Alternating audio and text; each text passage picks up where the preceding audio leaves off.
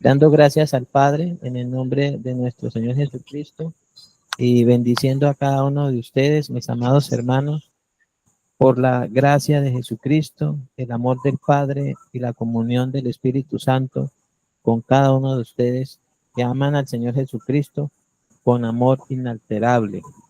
Paz sea a cada uno en el nombre de Jesús. Amén. Hoy tenemos nuestro servicio de lectura número 145 del miércoles 11 de septiembre. Seguimos en el libro de Levítico y tenemos hoy el capítulo 7, el capítulo que trata, el último capítulo que trata acerca de los sacrificios en cuanto a la ley sacrificial. Hoy la culpa y la paz, los sacrificios por la culpa y los sacrificios de paz. Hasta el momento, desde el capítulo 1 al capítulo 7, que hoy vamos a tratar, se han visto esos 5 tipos de sacrificios que se distinguen en estos capítulos, como son el holocausto, los sacrificios de cereales, los sacrificios de paz, los sacrificios por la culpa y los sacrificios por el pecado. Hoy vamos a ver ya por último, en el capítulo 7, la ley de los sacrificios de culpa y la ley de los sacrificios de paz. Esto es en cuanto a los sacrificios por la culpa y el pecado. Cada uno de ellos, como ya también lo tenemos bastante claro, nos habla de la obra de Cristo. Bueno, entonces, el primero que vamos a tratar, de acuerdo al capítulo 7 de Levítico, es la ley del sacrificio por la culpa. El culpable, señalamos aquí como punto A, el culpable dentro de la ley de sacrificio por la culpa, el culpable. Dice así el versículo 1. Asimismo, esta es la ley del sacrificio por la culpa. Es cosa muy santa. Bueno, el sacrificio por la culpa es cosa muy santa. Ahora bien, dentro de lo que es el entendimiento y la comprensión del propósito de Dios, de la redención por medio de la fe en Jesús, tenemos en cuenta, aplicado ya a nosotros, dicho por Santiago, dicho por Pablo, que ciertamente, porque dice Santiago acá en el capítulo 2, versículo 10, porque cualquiera que guardare toda la ley, pero ofendiera en un punto, se hace culpable de todos. A eso hace referencia en este caso en los sacrificios por la culpa. En la carta a los Romanos, el apóstol Pablo, en el capítulo 3, versículo 9, dice, ¿qué pues somos nosotros mejores que ellos? En ninguna manera, pues ya hemos acusado a judíos y a gentiles que todos están bajo pecado. ¿Qué quiere decir esto? Que tanto los judíos que tenían por mandato guardar la ley, al ofender en un solo punto, se hacían culpables de todo. O sea, hay culpabilidad por violar o desobedecer un mandamiento, con lo cual se hacía transgresor de todos los otros mandamientos. Y en cuanto a si hay alguna diferencia, si hay alguno mejor que otro en cuanto a judíos y gentiles, el apóstol Pablo aclara que ciertamente no. O sea, todos están bajo pecado. ¿Qué quiere decir esto? Que todas las personas, como también lo dice el apóstol Pablo en la carta a los Gálatas, en el capítulo 3, versículo 22, que la escritura, más la escritura, lo encerró todo bajo pecado. ¿Para qué? Para que la promesa, que es por la fe en Jesucristo, fuese dada a los creyentes. Y esto hace referencia a que lo primero de lo cual una persona debe estar plenamente consciente es de que es culpable por el pecado. Cada pecado que se comete trae consigo esa culpa. Por ende, ninguna persona es inocente. Todos estamos, en este caso, necesitados de la redención que es en Cristo Jesús y el perdón de pecados. De hecho, todo pecado y toda culpa necesita ser confesada. Esto es lo primero, una de las cosas bastante trascendentales que hacen parte dentro de lo que es el plan de la redención es que todas las personas puedan ser convencidas, en este caso, de que necesitan el perdón de sus pecados, por causa de que todos están bajo pecado. Ahora, recordemos las palabras del Señor Jesucristo cuando le hablaron acerca de los galileos cuya sangre había mezclado Pilato con los sacrificios. Fíjese usted, con los sacrificios que ellos presentaban. Eh, pero Jesús dice que ninguno en relación a otro es menos o más culpable, sino que dice, si no os arrepentís, todos pereceréis igualmente. No hay una diferencia en que uno y otro sea más pecador, sino que si todos nos arrepentimos, procederemos también a la confesión de esos pecados para perdón de esos pecados por parte de Dios. Luego le comentaron acerca de los de la torre de Siloé, también lo mismo, que la torre les cayó encima. Entonces le presumían diciéndole que esa gente que murió así, de esa manera, es porque eran más pecadores que los que estaban en Jerusalén. Y él dijo, no, tampoco. Si no os arrepentís, todos pereceréis igualmente. Entonces, toda persona que ha nacido es por voluntad de carne, por voluntad de sangre, por voluntad de varón, crece y empieza a cometer pecado y eso crea una culpa, pero es necesario que haya la confesión mediante un arrepentimiento para perdón de esos pecados mediante la sangre de Cristo. Es la única forma. Pero hay que tener en cuenta, amados hermanos, que todo eso lo da Dios. Y en esto hay que insistir y hay que siempre tener la absoluta claridad de que el hombre, para que llegue a reconocer su pecado, necesita la intervención de Dios. Necesita la intervención de Dios. Necesita que Dios produzca en esa persona la necesidad de ser perdonado, de que su pecado le sea perdonado y de reconociendo su pecado, venga delante de Dios arrepentido, confesando sus pecados, dando cuenta de sus hechos, buscando así también de parte de Dios que haya el perdón de los mismos por la sangre de Cristo. Recordemos esa hermosa escena de esa mujer llegando, entrando en casa de Simón el fariseo y postrándose a los pies de Jesús, quien estaba en casa de ese hombre, y cómo ella le enjugó, cómo le lavó sus pies con sus lágrimas y se los secó con su cabello. ¿Por qué? Porque ella vino buscando de Jesús el perdón de sus muchos pecados y Jesús dijo, a quien se le perdona mucho, mucho ama. Entonces, pero a quien se le perdona poco, poco ama.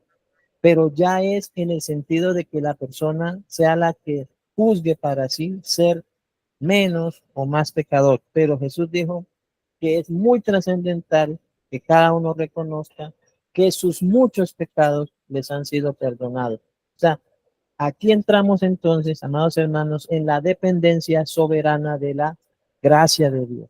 El hombre necesita de la gracia de Dios para que reconozca su pecado y proceda a buscar el perdón de los mismos por medio de la sangre de Jesús. Dios tiene que intervenir.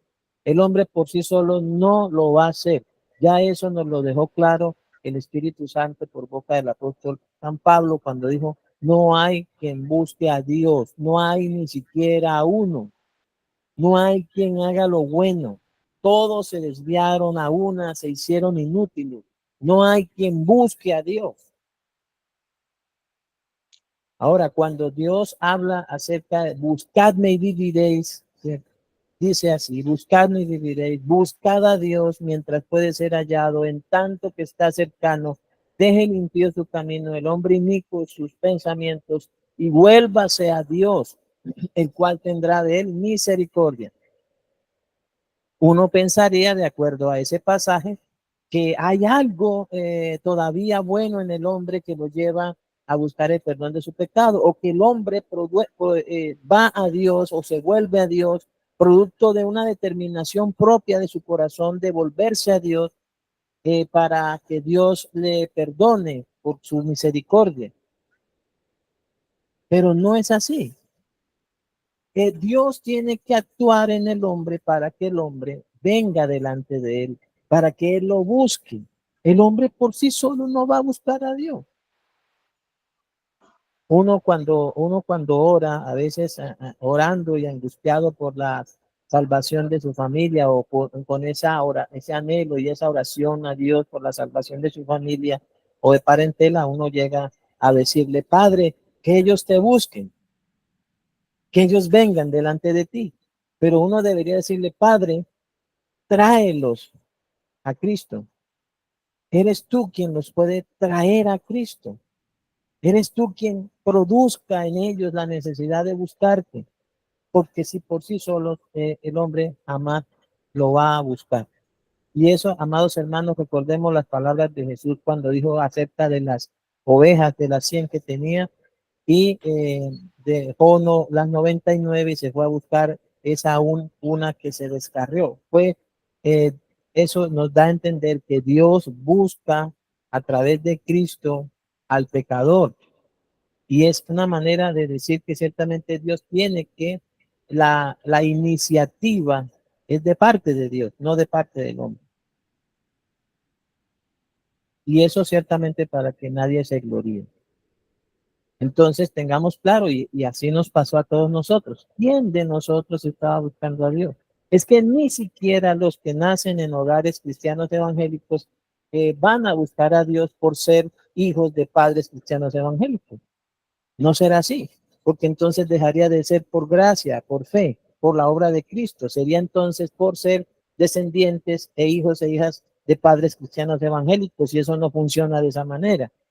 Aún los hijos nacidos en hogares cristianos evangélicos eh, necesitan que Dios obre en ellos por su misericordia, por su compasión, por su gracia, la necesidad de volverse a Dios para que Él perdone sus pecados. Por eso Gálatas 3:22 dice, más la escritura lo encerró todo bajo pecado para que la promesa que es por la fe en Jesucristo fuese dada a los creyentes. Ahora eso de llegar a ser creyentes también se da porque Dios así lo permite. Recordemos que nadie puede venir a Jesús y el Padre que lo envió no lo trae. El punto B de este capítulo, que hoy con la ayuda de Dios vamos a desarrollar, es la víctima para expiación de la culpa. De inmediato nos indica ya con todas las veces que hemos trabajado este libro, ya en su 7º capítulo hoy, la víctima ciertamente para expiación de la culpa es el Señor Jesucristo. Esto va de los versículos 2 al 10. Dice así el versículo 2, en el lugar donde degüellan el holocausto, degollarán la víctima por la culpa y rociará su sangre alrededor sobre el altar, y de ella ofrecerá toda su grosura, la cola y la grosura que cubre los intestinos, los 2 riñones, la grosura que está sobre ellos y la que está sobre los higares, y con los riñones quitará la grosura de sobre el hígado. Y usted cuando lee estos versículos de inmediato los va entendiendo en cuanto a Jesús. Cristo es el holocausto, esa ofrenda de olor grato a Dios, ofrecido en olor grato a su Padre. Es Cristo, es Cristo. Pero también Él es la víctima por la culpa ofrecida en holocausto. Él fue quien derramó su sangre y por esa sangre nosotros somos rociados. Dice, para obedecer y ser rociados con la sangre de Cristo. Y cuando habla de alrededor del altar, sabemos que habla del sacrificio de Cristo en la cruz y de ella ofrecerá toda su grosura. O sea que Jesús fue ofrecido plenamente, completamente en cuanto a su vida en sacrificio por nuestros pecados delante de su Padre. Todo completamente. No hubo nada de Jesús que no fuese ofrecido en sacrificio por todos nosotros. Todo su ser, espíritu, alma y cuerpo fue ofrecido en sacrificio delante del Padre en nuestro favor para expiar la culpa nuestra. Ahora usted dirá, pastor, y bueno, ¿de qué me sirve todo esto? Llevo siete capítulos y alrededor de casi 10 servicios. ¿De qué me sirve esto? Esto le sirve para afirmar el corazón en la gracia. Esto le sirve para recordar que no es por obra, que es por fe. Esto le sirve para recordar que todos necesitan que Dios obre en sus corazones y sean llevados a la obra de Cristo, porque el hombre por sí solo no lo va a hacer. Nunca lo hará. Luego dice el versículo 5, y el sacerdote lo hará arder sobre el altar, y cada vez que usted lee el sacerdote aquí o algo acerca del sacerdote en el libro de Levítico, usted sabe que es el oficio de Cristo como sumo sacerdote haciendo la obra. Recordemos que en el libro de Hebreos presenta a Jesús sumo sacerdote entrando en el lugar santísimo en la misma presencia del Padre, ofreciendo el sacrificio en favor de nuestros pecados, para perdón de nuestros pecados, para remisión de nuestros pecados por su sangre, delante de su Padre. Pero él mismo, con el mismo sacrificio, con un solo sacrificio, con el sacrificio de sí mismo, se presentó una vez y para siempre. Entonces, cada vez que se presente aquí en la lectura de Levítico, desde el capítulo 1 hasta el último, ciertamente estará hablando del oficio sacerdotal del Señor Jesucristo como sumo sacerdote. Y esa es nuestra seguridad, amados hermanos, que tenemos un sumo sacerdote que se puede compadecer de nuestras debilidades. Él fue tentado en todo conforme a nuestra semejanza, pero sin pecado, y es poderoso para socorrer a todos los que son tentados, pero sepamos que Él no va a presentar otro sacrificio por nosotros. Él ministra a partir del sacrificio ya hecho. Él ministra y nos cuida, intercede delante del Padre, intercede por nosotros delante del Padre en función de la obra ya terminada y de los beneficios de las promesas que Dios nos dio a través de Él. Él no va a hacer más sacrificio. Recordemos que el capítulo 1 de Hebreos, como sumo sacerdote, lo presenta a la diestra del Padre, sentado a la diestra de la majestad en las alturas, después de haber hecho el sacrificio por nuestros pecados, o de haber expiado nuestros pecados. Él no va a hacer más. Entonces, ¿esto para qué? Para que recordemos que tenemos un gran sacerdote, un sumo sacerdote, según el orden de Melquisedec, a quien Dios le dijo, tú eres sacerdote para siempre, según el orden de Melquisedec. Él está sirviéndonos y sigue sirviéndonos porque es un sacerdocio continuo. Él sirvió como sumo sacerdote, presentándose en sacrificio por sí mismo, y una vez resucitado, fue levantado, sentado a la diestra de Dios, y sigue ofreciendo y sigue ministrando como sumo sacerdote. Él no es sumo sacerdote cuando se sienta. Él es sumo sacerdote desde que estaba ofreciéndose en sacrificio por todos nosotros. Por eso es que menciona el versículo 5 aquí, y el sacerdote lo hará arder sobre el altar, ofrenda encendida a Jehová en expiación de la culpa. En el Nuevo Testamento se presenta esta ofrenda encendida a Jehová en expiación por la culpa. El apóstol Pablo habla acerca de que Jesucristo se ofreció en olor grato a Dios en sacrificio por nuestros pecados. Luego en el versículo 6 dice, todo varón de entre los sacerdotes la comerá, será comida en lugar santo, es cosa muy santa. Dice, como el sacrificio por el pecado, así el sacrificio por la culpa, una misma ley tendrán. Dice, será del sacerdote que hiciere la expiación con ella. Y de hecho, amados hermanos, aquí nuevamente vuelve a reiterar con esto que los derechos del sacerdote. Eso es innegable, no lo podemos negar. A mí me da mucha tristeza, a veces oía a un pastor decir que ciertamente él no quería recibir nada de la iglesia o recibir administrativamente, recibir las donaciones o recibir los diezmos y las ofrendas y los aportes, y que se le pagase algo por parte de la iglesia como salario, para evitar ser juzgado dentro de los pastores asalariados y no ser juzgado por recibir diezmos y ofrendas. Pero eso es algo, amados hermanos, que ya Dios determinó que fuese así.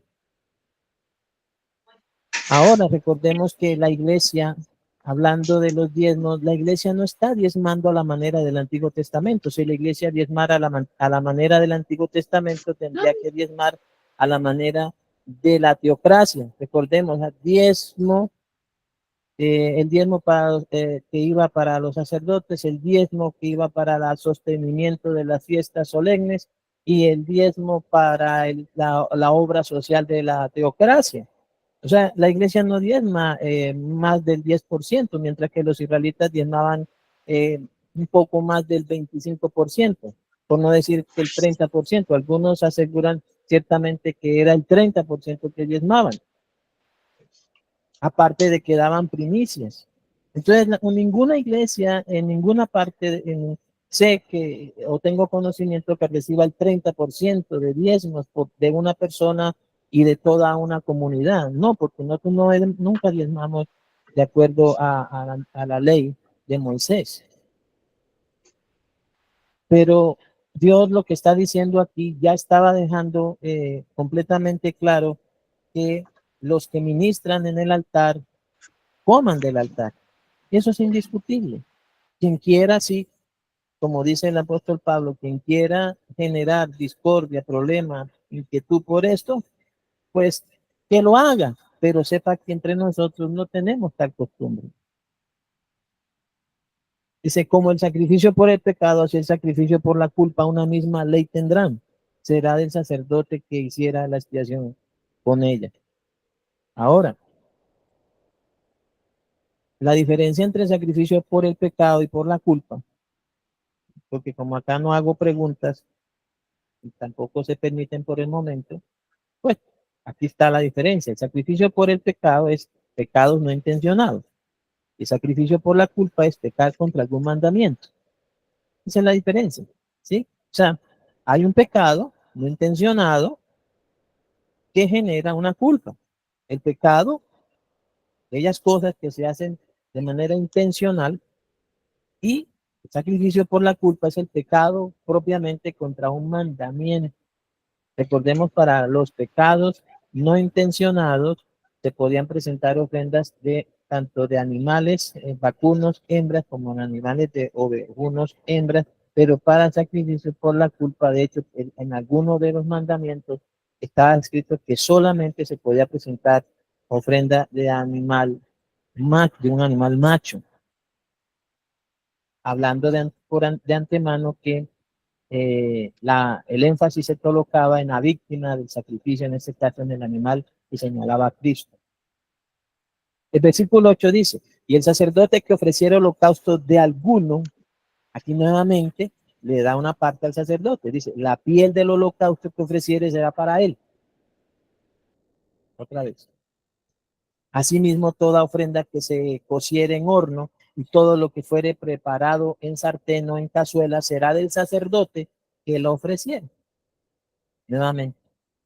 Toda ofrenda amasada con aceite o seca será de todos los hijos de Aarón, tanto de uno como de otro. Y esto, mis amados hermanos, tiene esa connotación de la que habla el apóstol Pablo en el Nuevo Testamento, acerca de que no pondrás bozal al buey que trilla, y el obrero es digno de su salario, y los que ministran en el altar coman del altar, y los que ministran el evangelio vivan del evangelio. Honestamente, no robando, no quitando, no siendo Judas, ¿sí? Que diciendo que posiblemente tenía en su intención de corazón ayudar a los pobres, ciertamente lo que hacía era sustraer de la bolsa, que sabemos que tenía aproximadamente unos 200 denarios. Lo que hay que hacer, amados hermanos, es ciertamente ser honesto.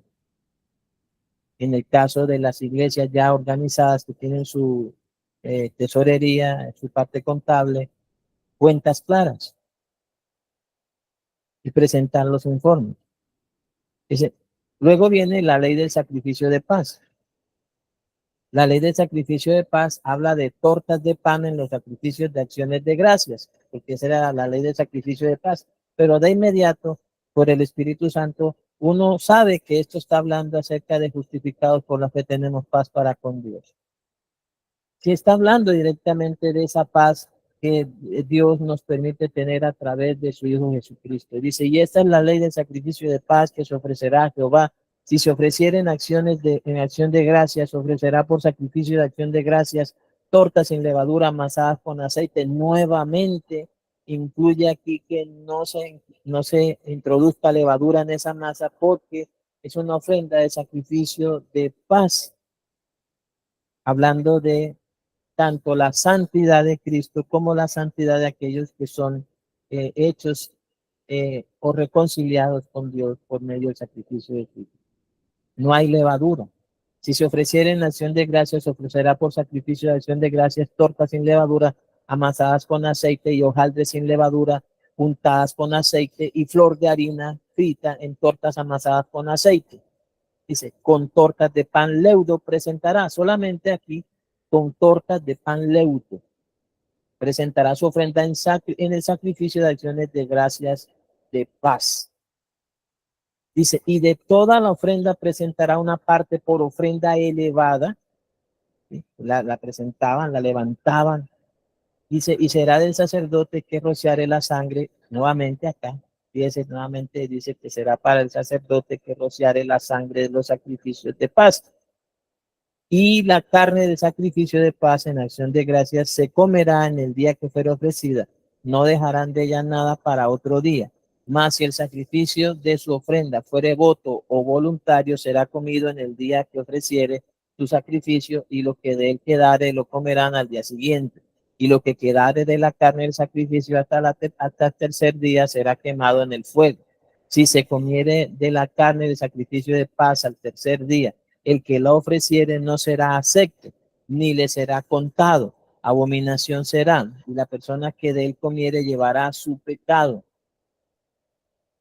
Dice, y la carne que tocare alguna cosa inmunda no se comerá, al fuego será quemada. Toda persona limpia podrá comer la carne, pero la persona que comiere la carne del sacrificio de paz, el cual es de Jehová, estando inmunda, aquella persona será cortada de entre su pueblo.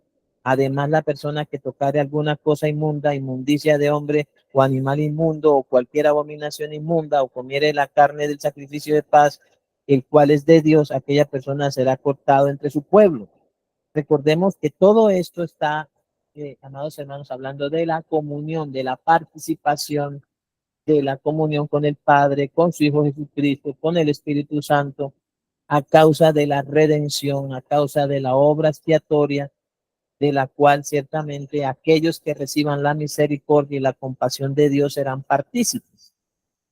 Todo esto que está aquí, mis amados hermanos, está hablando de la mesa, de la comunión, de esa participación que se tiene con el Padre y con su Hijo Jesucristo, solo y únicamente mediante la ofrenda del cuerpo de Cristo. Y aquí como lo menciona, quien no lo haga, ciertamente, quien no tenga esa participación en esa comunión, en la santidad, pues será cortada. Luego habla de la grosura y la sangre de los sacrificios. Y esto nuevamente recordemos que la grosura y la sangre de los sacrificios nos está hablando acerca de lo mejor y de la vida misma derramada por Jesús en la cruz. Dice, habló más Jehová a Moisés diciendo, habla a los hijos de Israel diciendo, ninguna grosura de buey, ni de cerdo, ni de cabra comeréis. La grosura de animal muerto y la grosura del que fue despedazado por fieras se dispondrá para cualquier otro uso, mas no la comeréis, porque cualquiera que comiere grosura de animal del cual se ofrece a Jehová, aquí no, aquí hace el énfasis, porque cualquiera que comiere grosura de animal del cual se ofrece a Jehová, ofrenda encendida, la persona que lo comiere será cortada de entre su pueblo. Pero ¿por qué? Porque es que eso era para Dios, era lo mejor, apartado para Dios. Y recordemos que en cuanto a la prohibición de comer la grosura de los animales, esto tenía otros dos propósitos. Uno, hacer la diferencia entre los sacrificios presentados por los pueblos que practicaban la idolatría y los sacrificios a sus dioses.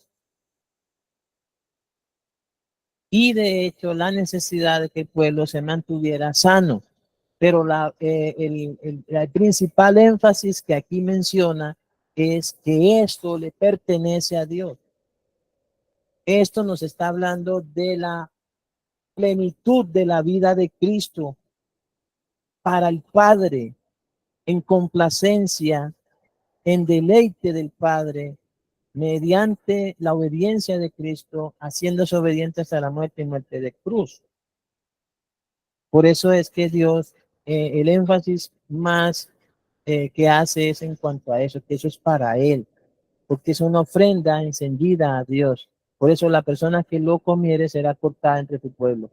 Y luego dice, además ninguna sangre comeréis en ningún lugar en donde habitéis, ni de aves ni de bestias. Cualquiera persona que comiere de alguna sangre, la tal persona será cortada entre su pueblo. Ahora, podría surgir una pregunta debido a la grosura y a la sangre. La sangre ya la tendremos mucho más clara por tantas veces que se ha hablado acerca de la sangre. Yo creo que ningún cristiano evangélico, hijo de Dios, está consumiendo carne juntamente con su sangre o está consumiendo sangre. Pero frente a la grosura y de estos animales antes mencionados, recordemos que hubo el concilio en Jerusalén. El concilio en Jerusalén donde intervino el Espíritu Santo y dijo que a los gentiles no se les impusiera ninguna otra carga que tres cosas necesarias. Primera, que se guardaran de fornicación, que se guardaran de idolatría, de lo ofrecido a los ídolos y de comer sangre. Con respecto a la grosura y estas cosas, no mencionó nada el Espíritu Santo. Luego, ciertamente, el mismo Señor bendijo y santificó y dispuso limpios a todos los animales en el sentido de también haber dispuesto el Evangelio para los gentiles. Recordemos esa visión que tuvo el apóstol Pedro. Pero nosotros tampoco comemos todos los animales. Pero tampoco hay que incomodar a alguien porque coma o tenga algún gusto especial por algún tipo de carne o grosura de animal. No tenemos tampoco ese conflicto. Lo que sí debemos tener en cuenta es que jamás comamos nada que haya sido ofrecido, sacrificado a ídolos o que haya sido ahogado o que todavía tenga la sangre en su carne. Hablando con un hermano esta tarde, con el hermano Jorge Guevara, me hablaba acerca de que hubo una mortandad de animales en la zona de Puerto Rico Meta por una serie de relámpagos o de truenos que cayeron y mataron en un lugar, mataron a más de 10 reses de un solo trueno, un solo rayo, y en otro lugar mató a otra, y en otro lugar mató a otra. En fin, murieron un poco más de 15 animales, según lo que él me contó. Y yo le pregunté, ¿y qué hacen con esa carne? Y él me dijo, esa carne no sirve. Se puede salvar algo, pero esa carne eh, ciertamente queda carbonizada, no sirve. Ahora, nosotros como cristianos evangélicos no comemos sangre, porque ciertamente se nos ha mandado por el Espíritu Santo no hacerlo. Es un mandato directo del Espíritu Santo. Recordemos esas tres cosas para los que de pronto que tengan alguna inquietud sobre la grosura de los animales. La primera, no comamos carne o a ningún animal que haya sido ofrecido a ídolos. Segundo, no comamos carne juntamente con su sangre. Tercero, no comamos carne de animal ahogado que no haya sido debidamente desangrado. Y en cuarto lugar, guardémonos de fornicación. Y las demás cosas, dijeron los apóstoles, pasarla bien. Solo que nos abstengamos de estas cuatro cosas antes mencionadas por el Espíritu Santo. Bueno, muy bien. No voy a decir nada más sobre ese asunto. Entonces, además, ninguna sangre comeréis en ningún lugar en donde habitéis, ni de aves ni de bestias. Cualquier persona que comiere de alguna sangre, la tal persona será cortada de entre su pueblo. Ahora viene la porción del pecho y la espaldilla.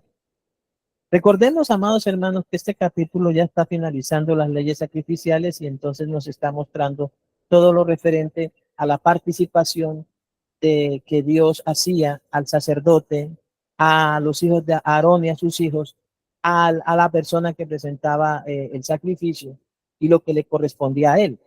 Entonces él hacía partícipe a todos y eso nos está hablando de la comunión. Pero acá hay la parte de la porción del pecho y la espaldilla. Dice, habló más Jehová a Moisés diciendo, habla a los hijos de Israel y diles, el que ofreciere sacrificio de paz a Jehová, traerá su ofrenda del sacrificio de paz ante Jehová. Sus manos traerán las ofrendas que se han de quemar ante Jehová. Y aquí nos enfatiza que ciertamente la determinación del corazón, una vez que Dios haya tenido misericordia y compasión de la persona y la haya traído a Cristo para que Cristo la rescate, la redima, es una decisión personal. Ahora, la seguridad que tenemos es que como Dios es quien produce en la persona la necesidad de venir a Él y dice que Él nos salvó cuando estábamos aún muertos en nuestros delitos y pecados. Nos salvó, nos rescató de allí aún cuando estábamos muertos en nuestros delitos y pecados. Cuando la persona recibe esa misericordia y esa compasión de Dios, cuando está aún muerto en sus delitos y pecados y lo trae a Cristo Jesús, definitivamente esa persona se queda con Cristo para siempre. Nadie lo va a arrebatar de la mano de Cristo. Nadie lo arrebatará de la mano del Padre. Recordemos esas hermosas palabras del Señor cuando dijo, y yo le doy vida eterna y nadie los arrebatará de mi mano. Y luego dice, el Padre que me envió es mayor que todos y nadie los podrá arrebatar de la mano de mi Padre. O sea que tenemos una seguridad de salvación.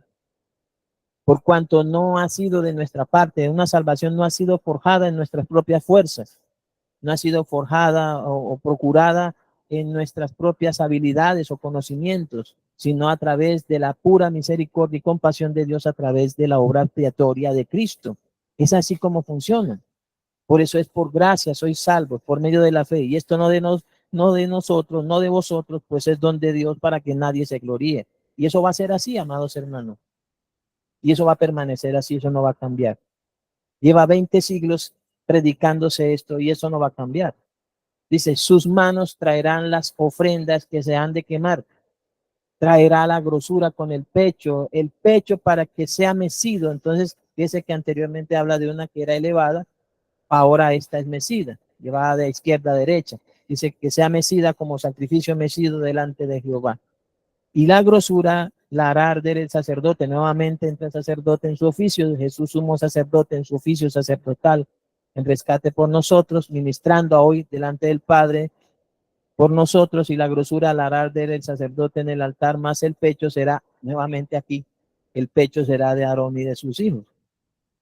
¿Sí?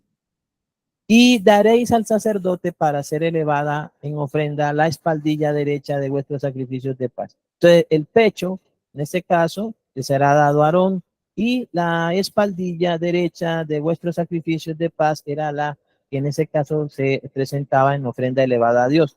Pues no dice nada acerca de la espaldilla izquierda, pero pues se supone que esa le era dada a la persona que presentaba la ofrenda. Recuerde que todo esto tiene que ver nuevamente con la comunión, la reconciliación y la paz antes anunciada por medio de estos sacrificios. Dice, el que de los hijos de Aarón ofreciere la sangre de los sacrificios de paz y la grosura recibirá la espaldilla derecha, otra vez, ¿sí? Como porción suya. Porque he tomado de los sacrificios de paz de los hijos de Israel el pecho que se mece y la espaldilla elevada en ofrenda. Dice, y lo he dado a Aarón, el sacerdote, y a sus hijos, como estatuto perpetuo para los hijos de Israel.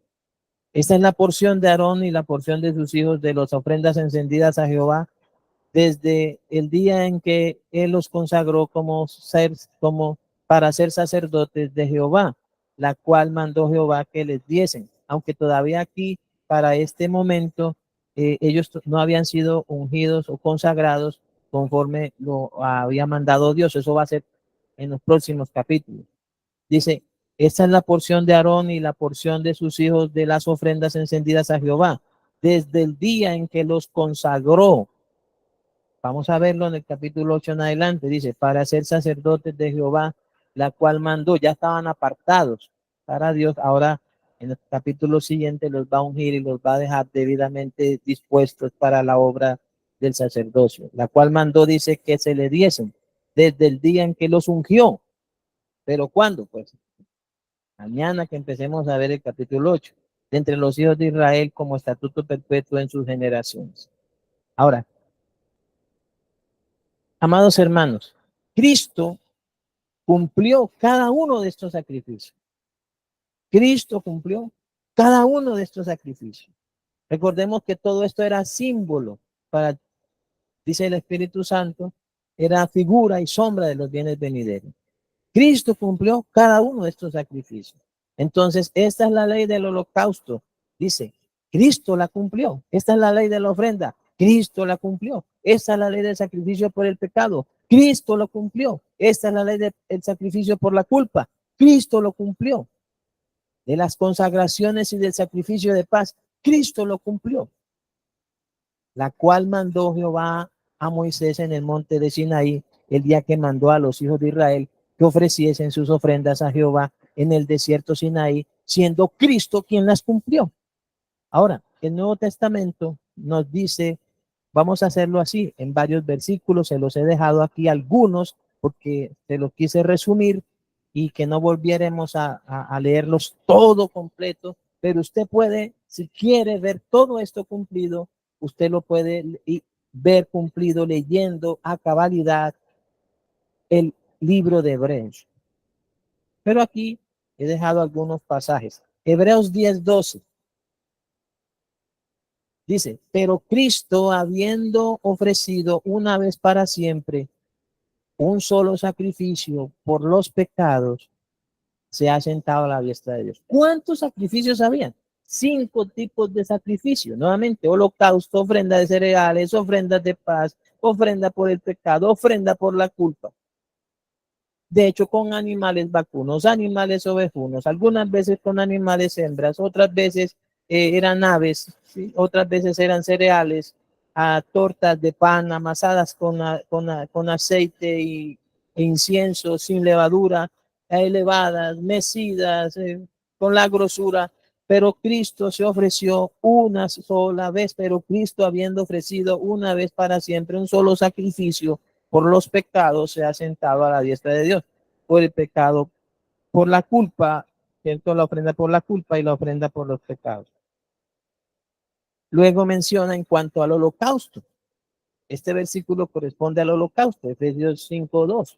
Dice, y andad en amor, como también Cristo nos amó y se entregó a sí mismo por nosotros. Dice, ofrenda y sacrificio a Dios en olor fragante. Si usted quiere ver el capítulo 1 de Levítico, donde habla del holocausto y luego la ley del holocausto, usted entenderá que ciertamente esto está hablando es de que Cristo cumplió la ley del sacrificio en cuanto al holocausto se refiere, la ofrenda del todo quemada. Efesios 5:2. Nuevamente, y andad en amor, que es lo que debería producir un entendimiento de estas cosas entre todos los hijos de Dios, el andar en amor, como también Cristo nos amó, teniéndolo a él como referente, como ejemplo, para que sigamos sus pisadas. Y se entregó a sí mismo por nosotros, ofrenda y sacrificio a Dios en olor fragante, el holocausto. Pero luego también estaba el sacrificio, en este caso, el sacrificio de cereales.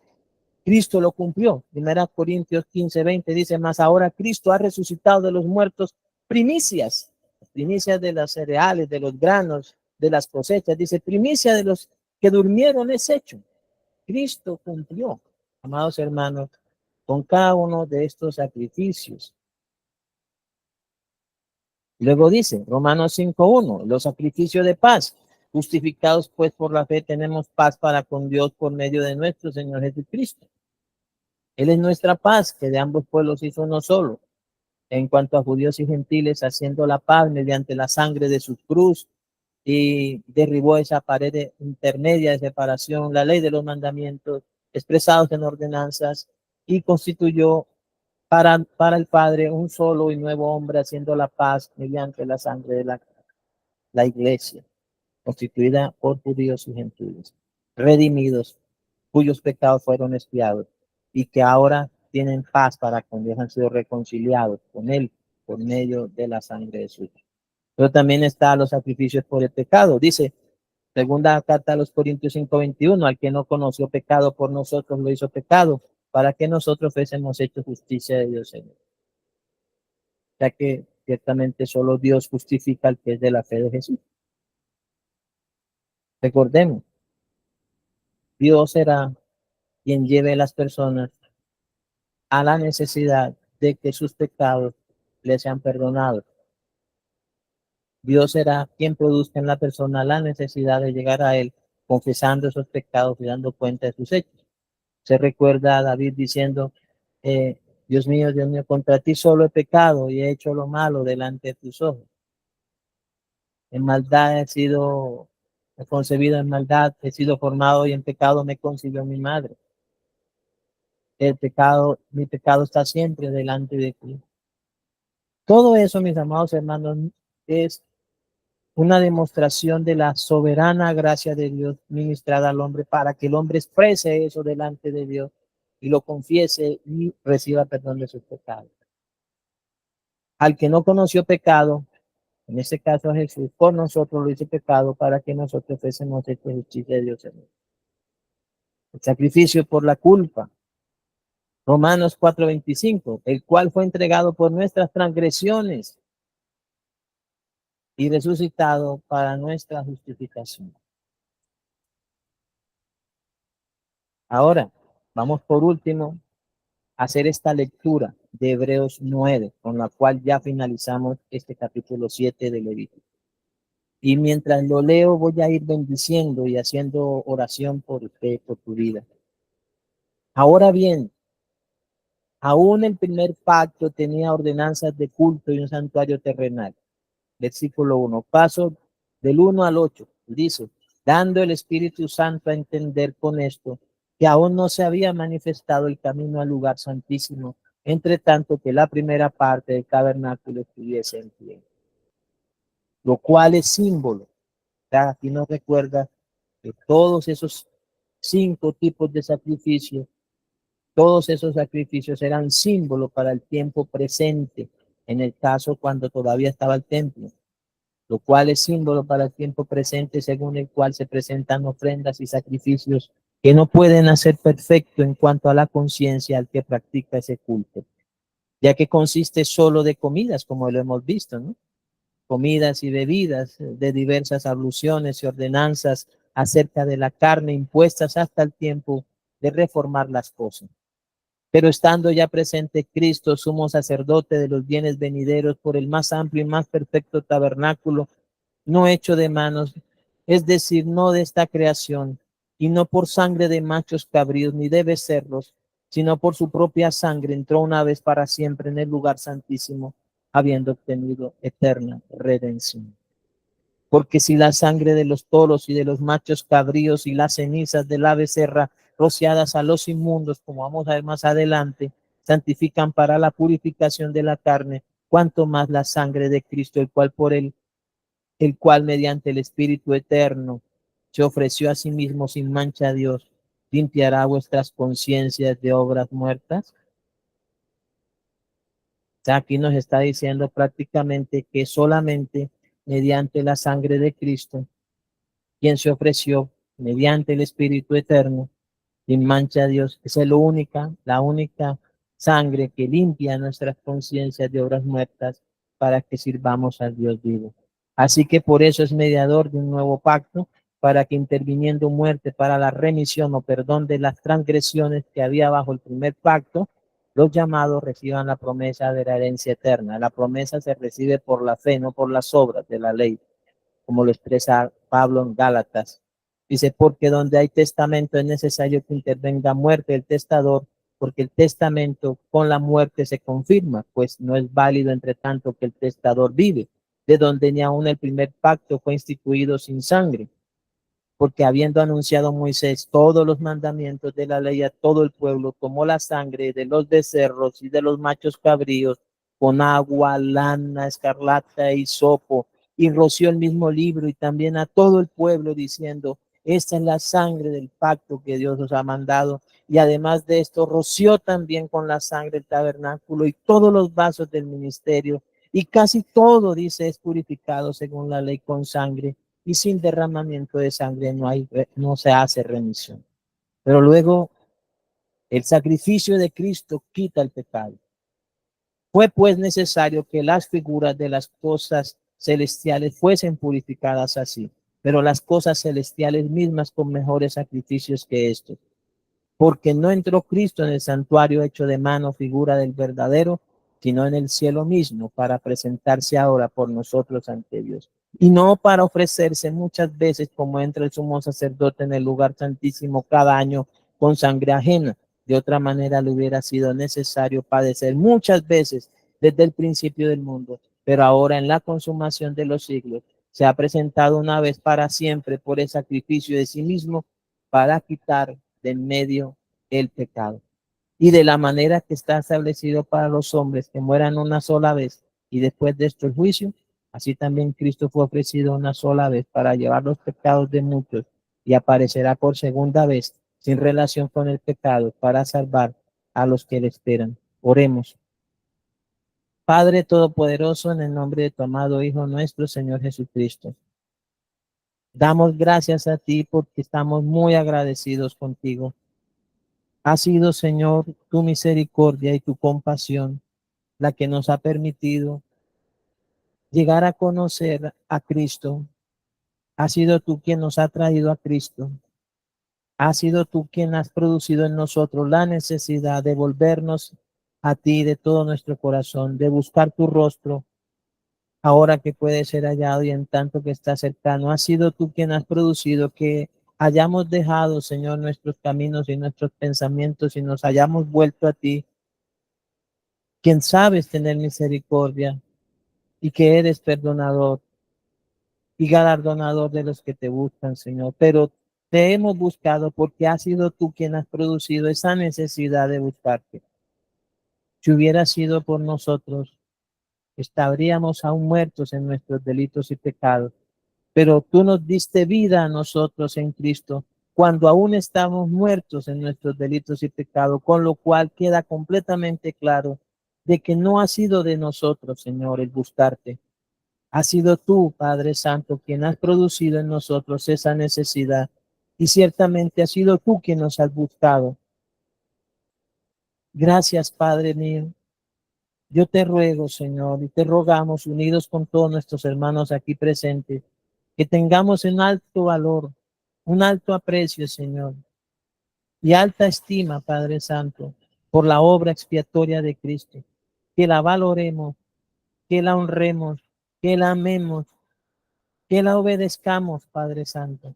Esa obediencia a la fe, esa obediencia a Cristo, para sí mismo, Señor, poder llevar mucho fruto en esta comunión contigo, en esta comunión verdadera, Padre Santo, contigo, con tu Hijo Jesucristo, con el Espíritu Santo, mediante la cual podamos gozar y podemos gozar de que tenemos un sumo sacerdote que se puede compadecer de nuestras debilidades, uno que fue tentado en todo conforme a nuestra semejanza, pero sin pecado, que está a la diestra tuya, Señor, ministrando día y noche, intercediendo por nosotros delante de ti, porque ciertamente Él vive para siempre y tiene un sacerdocio inmutable, Señor.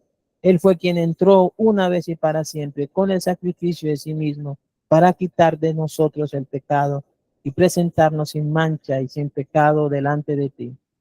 Gracias, Padre, porque tú nos has perdonado y has hecho por medio de la sangre de tu Hijo expiación de nuestros pecados. Gracias, Padre bendito, por todos tus hijos y tus hijas que han creído y permanecen en la fe, Señor, en la esperanza y en el amor que es en Cristo Jesús, Señor nuestro. Gracias, Padre, en el nombre de Jesús. Amén y amén.